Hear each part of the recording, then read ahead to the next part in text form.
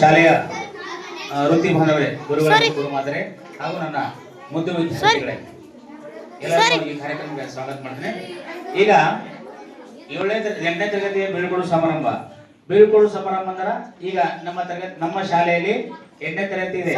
ಅವರನ್ನು ನಾವು ಇಲ್ಲಿವರೆಗೆ ಕಲಿಸಿವಿ ಅಥವಾ ಇನ್ನಿತರ ಎಲ್ಲ ಈ ಕಾರ್ಯಕ್ರಮ ಅವರಿಗೆ ಯಾವುದೇ ಒಂದು ಅಕ್ಷರ ಜ್ಞಾನ ಇರ್ಬೋದು, ಇನ್ನಿತರ ಅವರ ನಡೆನುಡಿಯನ್ನು ಕಲಿಸಿ ಈಗ ವರ್ಷಕ್ಕೊಮ್ಮೆ ಅವ್ರನ್ನ ನಾವು ಕಲಿಸ್ಕೊಡ್ಬೇಕಾಗ್ತದೆ. ಈಗ ಬೀಳ್ಕೊಡು ಸಮಾರಂಭ ಅಂದ್ರೆ ಏನು? ಬೀಳ್ಕೊಡು ಸಮಾರಂಭ ಅವ್ರನ್ನ ನಾವು ಇಲ್ಲಿವರೆಗೆ ಕಲಿತಿದ್ರೆ ಅವರಿಗೆ ಒಂದು ಶುಭ ಹಾರೈಸಿ ಕಳಿಸ್ಬೇಕಾಗುತ್ತದೆ. ಅದಕ್ಕೆ ನಮ್ಮ ವಿದ್ಯಾರ್ಥಿಗಳಲ್ಲಿ ಹೇಳೋದಿಷ್ಟೇ, ನಾವು ಈ ಒಂದು ಕಲಿತ ಶಾಲೆಯನ್ನು ಅಭಿವೃದ್ಧಿಯಲ್ಲಿ ಅಂತ ಬಯಸಬೇಕು.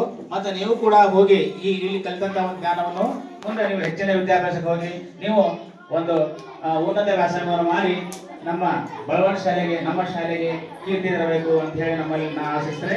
ಅದೇ ರೀತಿಯಾಗಿ ಎಲ್ಲ ಹಿರಿಯರು ಅದೇ ಭಾವನೆಯನ್ನು ಆಶಿಸ್ತಾರೆ. ನಮ್ಮ ವಿದ್ಯಾರ್ಥಿಗಳು, ನಮ್ಮ ಊರಿನಲ್ಲಿ ಇರ್ತಕ್ಕಂಥ ವಿದ್ಯಾರ್ಥಿಗಳು ಚೆನ್ನಾಗಿ ಈ ಕಲಿತಂತ ಜ್ಞಾನವನ್ನು ಇನ್ನೂ ಹೋಗಿ ಮುಂದೆ, ಈಗ ನಮ್ಮ ವಿದ್ಯಾರ್ಥಿಗಳದ್ರ ಇದರಲ್ಲಿ ಎಷ್ಟೆಷ್ಟು ಪ್ರತಿಭೆಗಳಿರ್ಬೋದು, ಮುಂದೆ ಡಾಕ್ಟರ್ ಆಗ್ಬೋದು, ಇಂಜಿನಿಯರ್ ಆಗ್ಬೋದು, ಏನೋ ಉಪನ್ಯಾಸಕರಾಗ್ಬೋದು, ವಕೀಲ ಆಗ್ಬೋದು, ಜಡ್ಜ್ ಆಗ್ಬೋದು. ಆದ್ರೆ ನೀವು ಮಾತ್ರ ಏನ್ ಮಾಡಬೇಕು? ಸತತ ಅಭ್ಯಾಸ ಮತ್ತು ಹಾಗೂ ಸತತ ಪ್ರಯತ್ನದಿಂದ ಒಳ್ಳೆಯ ಮಾರ್ಗದಲ್ಲಿರುವ ನೀವು ಯಾವುದೋ ಒಂದು ಗುರಿಯನ್ನು ಕೊಡ್ಲಿಕ್ಕೆ ಸಾಧ್ಯ ಅಲ್ಲ.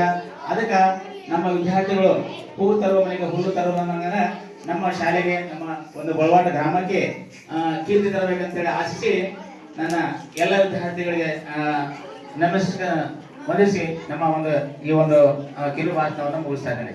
ಅದೇ ರೀತಿಯಾಗಿ ವೇದಿಕೆ ಮಾಡಿದಂತೆ ಎಲ್ಲ ಗಣ್ಯ ಮಾಡೋರನ್ನು ವಂದಿಸಿ ನನ್ನ ಎರಡು ಮಾತು ಮುಗಿಸ್ತೇನೆ. ಜೈ ಹಿಂದ್, ಜೈ ಭಾರತ್.